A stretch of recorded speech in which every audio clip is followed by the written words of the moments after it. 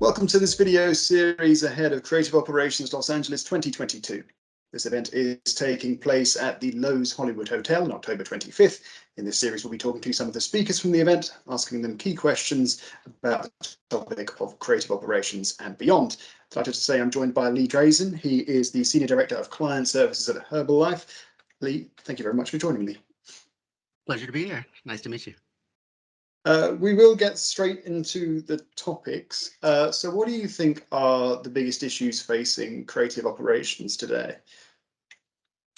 You know, I would say, from my personal experience, there is a distinct lack of resources that I think everybody is experiencing in their day to day. So, lack of resources, it's not just a matter of trying to do the same with less. It's trying to do far more than we've ever done before with far less. So it's the lack of resources, but I also think that that morale is low as well, especially in this job market. And so it's tough to keep high morale in the workplace when faced with few resources. So I think that's one of the biggest challenges I know that I face, and a lot of other people face it too.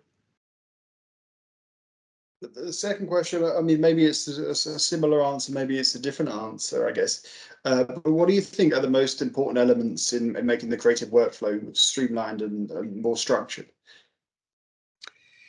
You know, I think that this might sound a little counterintuitive when we're talking about structure, but I think that flexibility uh, really is one of the most important aspects here, because we're really on a journey of continuous improvement, and so what makes sense today might not make sense in terms of scaling to keep pace with the business, may not make sense in a month or 3 months or a year. And so we really can't necessarily fall in love with any one particular way of doing things, is my experience.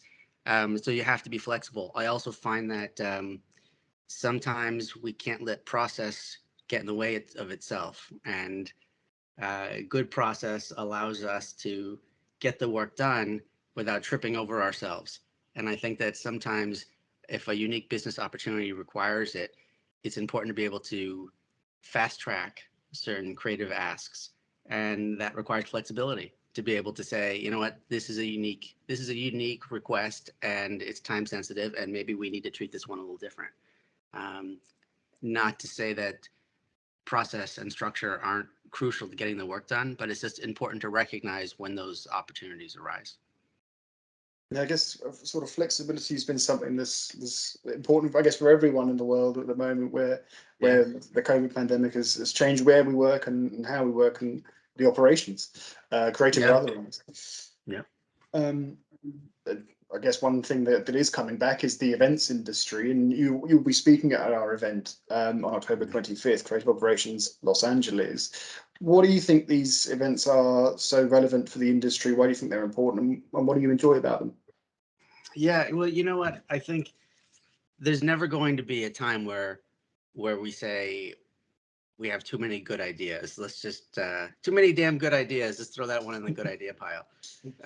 So I think that it's great to get people together and at events such as this to hear what's working, and to be able to take those ideas back, right, to our own offices, but also to hear what's not working, to hear about things that people have tried that didn't work.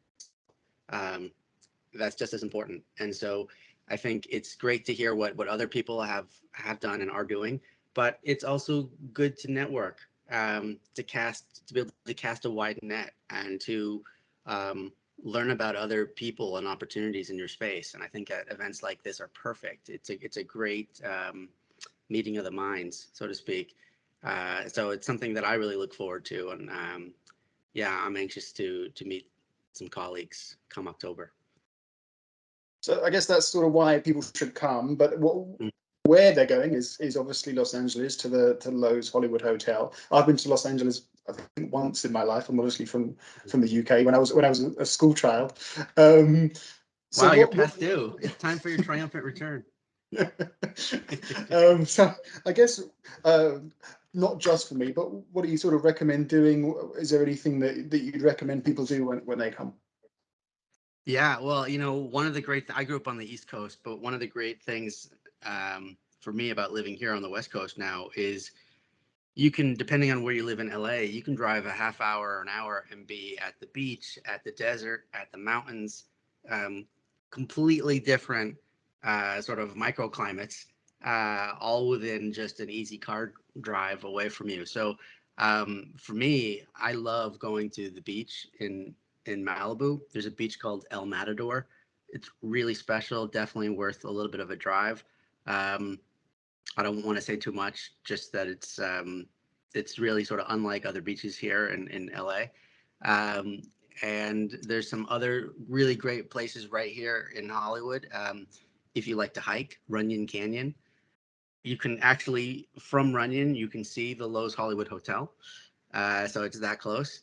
And yeah, a few other things. If people want to find me and ask me, I'm happy to tell them and give them directions on how to get to some good stuff. You mentioned a few sort of outdoorsy things there, and I have to question. Obviously, we're going in October. If you did them in the UK in October, it would be wet and windy. But is the weather nice in October as well? Oh yeah, it's short weather. Yeah, there won't be a day of rain. Yeah, it's great. I mean, there's a reason why I live here, not on the East Coast. So Um, yeah.